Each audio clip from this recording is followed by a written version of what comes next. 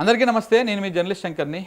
ప్రభుత్వాలలోకి ఒక పార్టీ అధికారంలోకి వస్తుంది, ఒక పార్టీ ప్రతిపక్షంలో ఉంటుంది. ప్రభుత్వాలు అలాగనే ఉంటాయి, ప్రభుత్వ అధికారంలోకి వచ్చేటువంటి పార్టీలు మారుతూ ఉంటాయి. కానీ పార్టీలు అధికారం మారినప్పుడల్లా ఈ అధికారులు కూడా అంతే పార్షాలిటీ చూపిస్తూ ఉంటారు. ఇప్పుడు ఈ పార్టీ అధికారంలో ఉన్నప్పుడు ఈ పార్టీకి అనుకూలంగా పనులు చేస్తూ ఉంటారు. ఎందుకంటే వీళ్ళకి మెప్పు కోసం, మంత్రి గారి మెప్పు కావాలి, ఎమ్మెల్యే గారి మెప్పు కావాలి, ముఖ్యమంత్రి గారి మెప్పు కావాలి, వాళ్ళకి ఎంత భజన చేసి ఎంత దగ్గర కావాలనే ప్రయత్నాలు చాలామంది అధికారులు చేస్తూ ఉంటారు. అలాగే ఇంకొక పార్టీ అధికారంలోకి వస్తే వెంటనే ప్లేట్ ప్రయాణం చేస్తారు. అప్పటిదాకా ఒక రంగు పూసుకుంటారు, తర్వాత వెంటనే ఇంకొక రంగు పూసుకుంటారు. మళ్ళీ వీళ్ళకి అనుకూలంగా పనులు చేస్తూ ఉంటారు. అధికారుల్లో సహజంగా కనపడుతూ ఉంటుంది ఇట్లాంటి వ్యవహారం. మరీ ప్రధానంగా అడ్మినిస్ట్రేషన్లో ఉన్నటువంటి వాళ్ళలో, పోలీసు వ్యవస్థలో, వైద్య రంగంలో ఇట్లాంటి బాగా కనపడుతూ ఉంటాయి. ఎందుకు ఈ ముచ్చట చెప్తా ఉన్నా అంటే, నేను ఇవాళ ఒక వార్త చూసిన. వికారాబాద్ జిల్లా కొత్తగుడి దగ్గర కొన్ని బాక్సులు కనపడతా ఉన్నాయి. అక్కడ ఆ బాక్సులు ఏంటివి? కంటి వెలుగు అని గతంలో ఉంటుండగా కేసీఆర్ ఉన్నప్పుడు కంటి వెలుగు కింద ముసలోళ్లకు, వీళ్లకు, కొంత మధ్య వయస్కులకు, వీళ్ళందరికీ కూడా పరీక్షలు చేసి ఉచితంగా గ్లాసులు ఇచ్చేవారు, అద్దాలు. వాళ్ళకేమో ఏ గ్లాసులు పడతాయో వాళ్ళ చూపును బట్టి దాన్ని పరీక్షలు చేసి అవి ఇచ్చేవాళ్ళు. అట్లా ఉచితంగానే ఇచ్చేవాళ్ళు. అయితే ఆ బాక్స్ మీద కేసీఆర్ ఫోటో ముద్రించి ఇచ్చేవాళ్ళు. ఎందుకంటే అప్పుడు గవర్నమెంట్ కాబట్టి కేసీఆర్ ఫోటో, కొంత ఆ బాక్స్ కూడా పింక్ కలర్లో ఉండేటట్టుగా చేసి డిజైన్ చేసి, అంటే ఏ ప్రభుత్వం ఉన్నా ఆ ప్రభుత్వ పథకాలకు ఆయా పార్టీల రంగుల పుయ్యడం అనేది సహజంగా మారిపోయింది. అదొక పరిపాటిగా మారిపోయింది, అదొక సాంప్రదాయం కింద మారిపోయింది ఈ గతంలో నుంచి ఇప్పటిదాకా.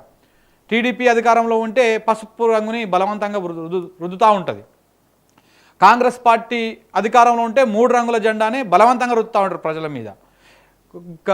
బీఆర్ఎస్ అధికారంలో ఉంటే బీఆర్ఎస్ పార్టీకి సంబంధించినటువంటి గుర్తు, ఆ పార్టీ అలా రంగు అయినటువంటి గులాబీ రంగుని ప్రజల్లోకి ఎక్కువ చేస్తూ ఉంటారు. బీజేపీ అధికారంలో ఉంటే కాషాయ రంగుని ఎక్కువ రుద్దుతూ ఉంటారు. ఇది సహజంగా ఉండేటిదే పార్టీలకు. అయితే కంటి వెలుగు అనేటువంటి బాక్సులు ఆ వికారాబాదు ఆ పరిసర ప్రాంతాల్లో కుప్పలుగా పడేసి ఉన్నాయి. దేనికి పడేసిరా అవన్నీ అంటే, మరి అవి ఎక్స్పైర్ అయ్యి డేట్ అయిపోయి పడేసిరా, లేకపోతే అవి నిజంగా దాని మీద కేసీఆర్ బొమ్మ, అది పింక్ కలర్లో ఉన్నది కాబట్టి అది ప్రజలకు వంచితే మళ్ళీ కేసీఆర్ గుర్తుకొస్తాడు, మళ్ళీ బీఆర్ఎస్ పార్టీ గుర్తుకొస్తుంది అని చెప్పేసి అట్లా పడేసిరా. ఒకసారి మీకు ఆ విజువల్స్ చూపిస్తా చూడండి మీరు, ఎంత దారుణంగా ఉన్నాయి అంటే. ఇక మంచిగా ఉన్నాయి బాక్సులు అయితే. మరి ఇగో ఒక కంటి వెలుగు 2023, అంటే గవర్నమెంట్ దిగిపోయే ముందు చేసినటువంటి కార్యక్రమం ఇవి. ఇగో అల్లా అద్దాలు కూడా ఉన్నాయి, స్పెటికల్స్ కూడా ఉన్నాయి. ఈయన ఎవరు చెప్తా ఉన్నారు, వికారాబాద్ మున్సిపల్ పరిధిలోని కొత్తగాడి శివారు ప్రాంతంలో వైద్యాధికారులు గతంలో కేసీఆర్ గారి ప్రభుత్వంలో కంటి వెలుగు అనే ఒక ప్రతిష్టాత్మకంగా తీసుకున్న ఒక కార్యక్రమాన్ని, దాంట్లో నిరుపేదలకు కంటి అద్దాలు పంపిణీ చేయాలనే ఉద్దేశంతో ఉచితంగా కంటి అద్దాలు పంపిణీ చేయడం జరిగింది. దాంట్లో భాగంగా అందులో మిగిలినవి, సరిగా పంచనివి వైద్యాధికారులు ప్రభుత్వ ధనాన్ని వృధా చేస్తూ ఈరోజు ఇక్కడ మున్సిపల్ ప్రాంతంలోని ఈ చెత్త కుప్పలో పడేయడం మనం చూస్తా ఉన్నాం. ఇట్లా పడేసారు అధికారుల మీద చర్యలు తీసుకోవాలని చెప్తా ఉన్నారు. చూడండి, మంచిగా ఉన్నాయి అద్దాలు కూడా.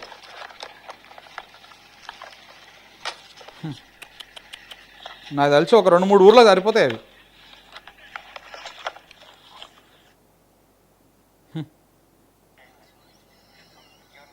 ఇట్లా పోసిరు తీసుకొచ్చి.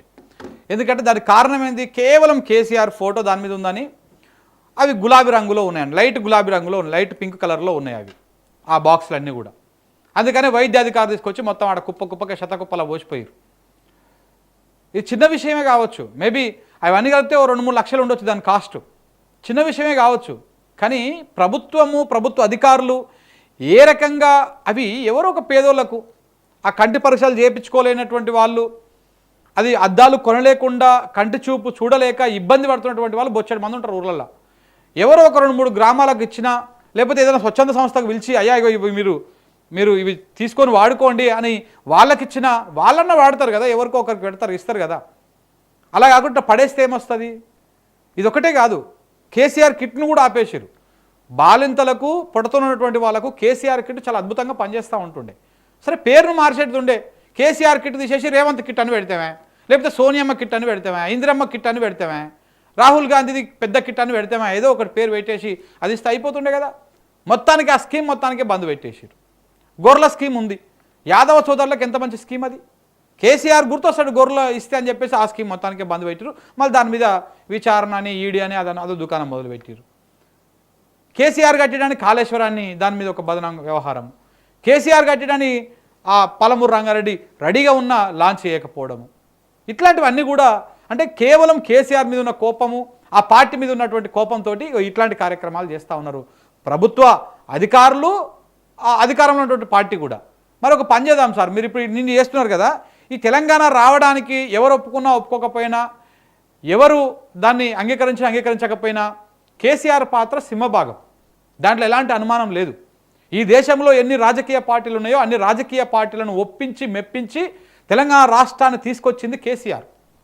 ఈ విషయం మనం చెప్పుడు కాదు, కాంగ్రెస్ పార్టీలో ఉన్నటువంటి బొచ్చడి మంది చెప్పారు.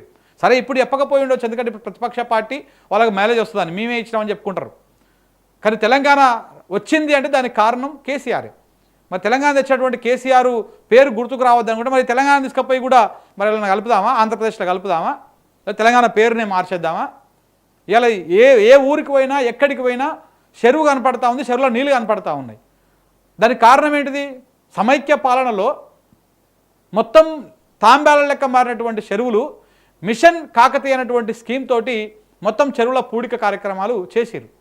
మరి ఆ చెరువును చూస్తే కూడా కేసీఆర్ గుర్తుకొస్తుంటే కేసీఆర్ కనపడతా ఉన్నాడు. ఆ చెరువులను పూడ్చేద్దామా, ఆ కట్టలు తెచ్చేద్దామా, ఆ కట్టలన్నీ కూడా. సో ఇట్లాంటి అంటే ఇది ఒక రకమైనటువంటి ధోరణి. ఈ ధోరణికి చరమగీతం పాడాలి. ప్రజలుగా మనము జాగృతంగా కావాలి, అధికారులు కూడా వాళ్ళకు వాళ్ళు ఆలోచన చేయాలి. ఒకవేళ అట్లాంటివి ఏమన్నా ఉంటే అది స్వచ్ఛంద సంస్థకో ఎక్కడికో ఊరికో ఏమో పంచితే అయిపోతుంది. అధికారులకు పై అధికారులకు చెప్పేసి ఇంత మెటీరియల్ మిగిలిపోయింది, ఇది ఎవరికో ఒకరికి ఇస్తే బాగుంటుంది, పేద ప్రజలకు అక్కడికి వస్తుంది కదా అని చెప్పేసి అట్లా పడేసి అట్లా అనవసర చెత్తకుప్పలో పడేస్తే ఏమొస్తుంది? రేవంత్ రెడ్డి అంటే రేవంత్ రెడ్డి కంటే ఇంకా భయంకరంగా తయారవుతారు కింద ఉన్నటువంటి అధికారులు కూడా. కొంచెం ఆలోచన చేసుకుంటే బాగుంటుంది. రేపనాడు రేవంత్ రెడ్డి ప్రారంభించినటువంటి ఏమైనా మంచి మంచి కార్యక్రమాలు ఉంటే మళ్ళీ వచ్చే గవర్నమెంట్ కూడా దాన్ని కొనసాగించాలి. అంతేగాని రేవంత్ రెడ్డి మీద ఉన్న కోపంతో దాన్ని బంద్ చేస్తే ప్రజల మీద కోపంతో బంద్ చేసినట్టే. సో కాబట్టి ఇట్లాంటి ధోరణులు ఇది ప్రారంభించకూడదు, ఇది కొనసాగించకూడదు. ఇది ఏ మాత్రం కూడా కరెక్ట్ కాదు.